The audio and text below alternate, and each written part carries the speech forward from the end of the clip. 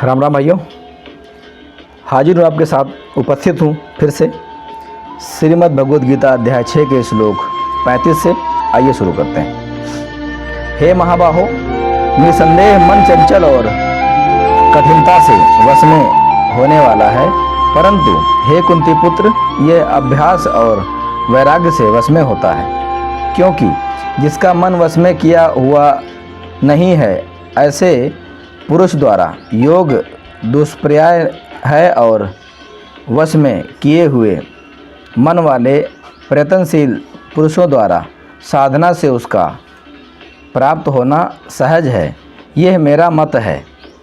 ये मतलब जो गीता ज्ञान दे रहे हैं भगवान, उन्हें इस योग का मत उन्होंने बताया कि यहाँ तक करोगे तो मेरे में ही रहोगे, हमसे आगे निकल नहीं पाओगे। ऐसा इनका कहने का तरीका है कि जिस कारण से आप ये योग भक्ति करोगे तो इस प्रकार आपको इसका लाभ मिलेगा। अब जो योग साधना के बारे में बताया भगवान ने कि ये मेरा मत है, ये इस प्रकार करोगे तो इन त्रिदेवों के अंदर ये रह जाओगे, लेकिन फिर भी अपना मंत्र नहीं बताया। बताएगा तो सारा काम गुरु ही। आगे सुनते हैं, चलते हैं। हे श्री कृष्ण, जो योग में श्रद्धा रखने वाला है किंतु संयमी नहीं है, इस कारण अनंत काल में जिसका मन योग से विचलित हो गया है, ऐसा साधक योगी की सिद्ध को अर्थात भगवत साक्षात्कार को न प्राप्त होकर किस गति को प्राप्त होता है। ये अर्जुन ने पूछा कि इस प्रकार करने से किस गति को प्राप्त होता है। अब इसका निष्कर्ष जानिए, मैं बता रहा हूँ आप जी को। इस प्रकार श्री कृष्ण कहते हैं कि मन को वश में करना कठिन है, लेकिन अभ्यास, साधन और वैराग्य यह संभव है। यदि साधक मार्ग से भटक भी जाए तो उसका आध्यात्मिक प्रयास व्यर्थ नहीं जाता।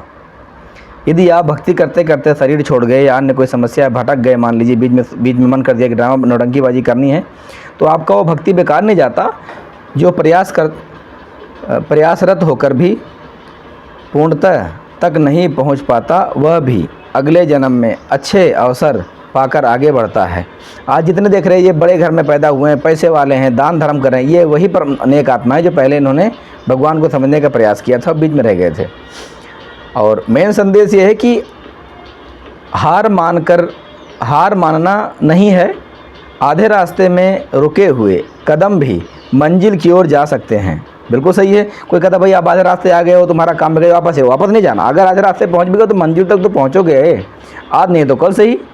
कहते नहीं जैसी करनी वैसा फल, आज नहीं तो निश्चय कल। मिलना तो है ही है, वो कहाँ जाएगा। कि मित्रों, घर में रखा राशन एक बार घुन लग सकता है, लेकिन खेत में बोया राशन में घुन नहीं लगता। वो चाहे बेशक फल तक ना आए, लेकिन वो पेड़ अवश्य बनता है। आगे, हाँ। और ऐसा योग भ्रष्ट कैसे कहा है इसको, कि जैसे बीच से आपने छोड़ दिया तो आपका योग भ्रष्ट हो गया वहाँ पे, लेकिन समाप्त नहीं हुआ, नष्ट नहीं हुआ। भ्रष्ट और नष्ट में अंतर होता है। तो इस प्रकार से योग भ्रष्ट अगले जन्म में श्रेष्ठ परिवार में जन्म पाता है और अपने अधूरे आध्यात्मिक कार्य को फिर से आगे बढ़ाता है। भगवान आश्वासन देते हैं, जो भक्ति के मार्ग पर चलता है उसका कभी अनर्थ नहीं होता, ना इस लोक में ना परलोक में। यानी कि शॉर्टकट में भगवान कहना चाह रहे हैं, ईश्वर के मार्ग पर डाला गया एक एक कदम सुरक्षित है, वह कभी व्यर्थ नहीं जाएगा। आप जितना करोगे वो आपका लॉग रहेगा, आपके हिसाब, आपके कमाई के पुण्यों के हिसाब से आपके खाते में। जब समय आएगा उसका तो भगवान आपको विधिवत देगा। और हे महाबाहो, क्या वह भगवत प्राप्ति मार्ग में मोहित और आश्रय रहित पुरुष छिन्न भिन्न बादल की भांति दोनों ओर से भ्रष्ट मेरे इस संशय को संपूर्ण रूप से छेदन करके लिए आप ही योग्य हैं। अब अर्जुन का क्या मतलब था पूछने का, क्योंकि बाचंद्रा तो बाज डालेंगे, पूरी गीता आधे घंटे में ख़त्म कर डालेंगे, वो विषय अलग हो गया। अर्जुन के जो पूछने का डर था वो ये था कि भगवान आज तक तो मैंने भक्ति करी आपकी, और यदि मैं इसमें युद्ध में मारा जाता हूँ अगर, तो क्या मेरा भक्ति सुरक्षित रहेगा जो अब तक मैंने माला जाप करा है आपके नाम का, या आपने जो गुरु दीक्षा दी थी हमको? और यदि मान लीजिए मैं विजय भी हो गया और कहीं राज्य मद में मत चूर होकर आपको भूल गया, तो क्या वो मेरी भक्ति बची रहेगी? अर्जुन को तो चिंता अपनी पड़ी थी, लेकिन लोग समझ नहीं पाए। वो रह रहे के खोद खोद के, इसलिए बंदा पूछ रहा था कि इतनी मुश्किल से ये जीवन मिला है और इसको इतनी मेहनत से ये भक्ति पूजा कमाई गई है, यदि ये व्यर्थ हो गई तो क्या होगा हमारा? ये सोच के अर्जुन भगवान से सवाल, अर्थात श्री कृष्ण से सवाल, श्री कृष्ण तो नहीं तो काल भगवान कहेंगे, उनसे प्रश्न कर रहे थे कि मैं अपने भ्रम मिटा लूँ। आगे देखते हैं, क्योंकि आपके सिवा दूसरा इस संशय का छेदन करने वाला मिलना संभव नहीं है। बिल्कुल सही है, उस युग में वही श्रेष्ठ थे, क्योंकि 2-3 जो और ऋषि थे उनको तो अपने से ही मौका नहीं था। हे पार्थ, उस पुरुष का ना तो इस लोक में विनाश होता है और ना परलोक में ही, क्योंकि हे प्यारे, आत्मा द्वार के लिए अर्थात भगवत प्राप्ति के लिए कर्म करने वाला कोई भी मनुष्य दुर्गति को प्राप्त नहीं होता। क्योंकि जो भी व्यक्ति सुमार्ग पर लगा हुआ है, परमात्मा प्राप्ति और भक्ति के मार्ग पर लगा हुआ है, वो जल्दी से कुमार्ग में नहीं जाएगा। क्योंकि उसको एक तो डर है कि मेरी भक्ति कहीं छीड़ ना हो जाए, दूसरा भगवान उसके रास्ते में ऐसा कुछ लाते ही नहीं कि वो बिना मतलब का उसकी कमाई बेकार चली जाए। हाँ, एक विषय बताना चाहूँगा आपसे, मैं बार बार सभी से कहता भी हूँ, यदि आप जो सीरियल महाभारत वाली है उसको देखोगे तो घर में आपके बवाल होगा, लेकिन भगवद गीता पढ़ोगे तो अब घर की चीज़ें सुधर जाएगी। क्योंकि पता है, क्योंकि इसको भगवान ने बोली गई वाणी है, नौटंकी नाटक नहीं किया है, और जो सीरियल बनी है वो नौटंकी ड्रामा से भरा हुआ है। इसीलिए यदि आप उसको देखते हैं और उसके हिसाब से अपने आप को ढालने का प्रयास करते हैं, तो उसमें शब्दों का तो ठीक इस्तेमाल किया गया, लेकिन वो भक्ति के अनुकूल ना होने से वो हमारे आपके लिए सही नहीं है। इसलिए उसको ना देखना ही हमारा अच्छा होगा।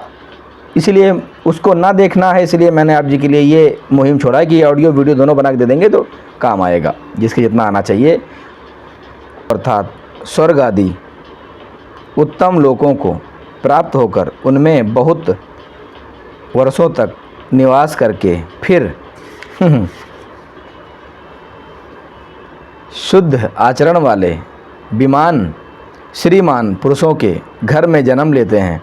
क्योंकि ऊपर के लोग तो पुण्य वाले हैं, वहाँ जाओगे तो बिना पुण्य से ही तुम्हारी एंट्री होगी, और जब पुण्य खत्म हो जाएगा, सीधी भाषा में कहा जाए तो धक्का मार के भेज दिए जाओगे यहाँ पे, चल बेटा कर बन गधा कुत्ता सुअर, अब जैसा अच्छा रहेगा मर्जी। मनुष्य जिस योनि में भेजेगा आना पड़ेगा। यहाँ पर कोई मत सोचना कि अच्छे पुरुषों के यहाँ गए हो तो आप इंसान बन के ही आओगे, कोई ठेका नहीं है भाई इसका। यथा कर्मे तथा जन्मे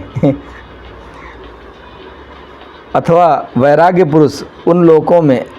अच्छा, ये तो पढ़ लिया हम लोगों ने, ये पढ़ लिया। अब वहाँ आते हैं, वह श्रीमान पुरुष योग बस, ये भी हो गया। अब हम लोगों ने कहाँ तक कर लिया? 44 तक पूरे कर लिए हम लोग हैं। इससे कुछ निष्कर्ष मैंने लिख रखे थे, रात को रोज़ 2 बजे तक संघर्ष करके लिखे थे निष्कर्ष सारे, क्योंकि हिंदी का भी व्याकरण करना पड़ता है ताकि इतनी मेहनत से वीडियो आप सब तक सही से पहुंच सके। हाँ, निष्कर्ष जो मैं निकाल के फिर प्रिंट आउट निकाल के लाया था कि प्रिंट में पढ़ने में था, मोबाइल में थोड़ा सा कभी लॉक हो जाता है, कभी कुछ हो जाता है। तो मेन मतलब क्या है? आध्यात्मिक प्राप्ति एक जीवन तक सीमित नहीं, यह जन्मों के यात्रा है, और इस प्रयास हमें ईश्वर के और निकट लाता है।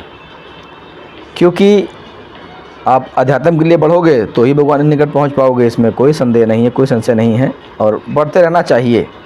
रुक गए तो फिर कोई मतलब नहीं है ना। परंतु प्रयत्न पूर्वक अभ्यास करने वाला योगी तो पिछले अनेक जन्मों के संस्कार बल से इसी जन्म में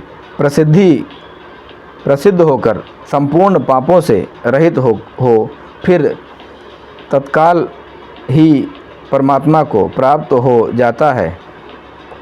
क्योंकि योगी तपस्वियों से श्रेष्ठ है और शास्त्र ज्ञानियों में भी श्रेष्ठ है।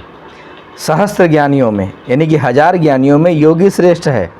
यानी कि मेरे गुरुदेव ने हम सबको सरल कपड़ों में सरल भाव से योगी बनाया है और इस लायक बनाया है कि आप तक इतना निष्कर्ष से पहुंच चुके हैं। योगी बनना है, संपर्क करिएगा, मार्ग बता दूंगा। कोई मैं गुरु मंत्र देने नहीं बैठा हूँ, लेकिन गुरु मंत्र किससे मिले को बता दूंगा। जानते सब हैं, लेकिन जिसको चाहिए होगा वो संपर्क कर लेगा। माना गया है और साकाम कर्म करने वालों से भी योगी श्रेष्ठ है। अब इससे हे अर्जुन तू योगी हो ताकि ये सब नौटंकीबाजी बवाल हट जाए। क्योंकि क्यों कहा था तू मेरा अनन्य भक्त है, तो मैं तुझे सही बताऊंगा। और इष्ट कभी अपने पुजारी अर्थात शत्रु का अपने भक्त का कभी अहित नहीं सोचता, जितना उसकी सामर्थ्य हो देने का पूरा प्रयास करता है। और हे प्यारे, संपूर्ण योगियों में भी जो श्रद्धावान योगी मुझ में लगे हुए हैं, आत्मा से मुझको निरंतर भजता है, वह योगी मुझे परम श्रेष्ठ मान्य है। कैसे? सभी योगियों में प्रेम पूर्वक मन को मुझ में लगाकर मुझे परम भरोसा करके भक्ति करता है, वही सबसे श्रेष्ठ है। अब इसका मेन मूल सार संदेश क्या है इस कड़ी का, और अध्याय 6 के श्लोक 47 का 47 यहाँ पर ख़त्म हो जाता है ये, कि योग का चरम केवल प्रेम और भक्ति से ईश्वर को पाना है। चमत्कार में नहीं डोलना है, भूम भट स्वाहा नहीं करना है, ये कपाल हड्डी पहन के जो घूम रहे हैं नहीं घूमना है। किसी भी रूप से आपको ऐसा कोई कार्य नहीं करना है। पहली बात तो होगा ही नहीं, क्योंकि योग क्रिया भक्ति जब पहले ही कह दिया ना खाने वाले की ना खाने वाले की, इन सब की है नहीं, तो आपको इस प्रकार से कोई समस्या होनी ही नहीं है। और इसी के साथ में श्रीमद् भगवद गीता का ये 6ठा अध्याय संपूर्ण होता है, पूर्ण हो जाता है। क्योंकि बातों बातों में भगवान की इस चर्चा में समय कब आगे निकल जाता है पता ही नहीं चलता है। मित्रों, समय तो वैसे भी चल रहा है, यदि हम जो भी कार्य करेंगे उन सब में समय चलता ही चला आ रहा है।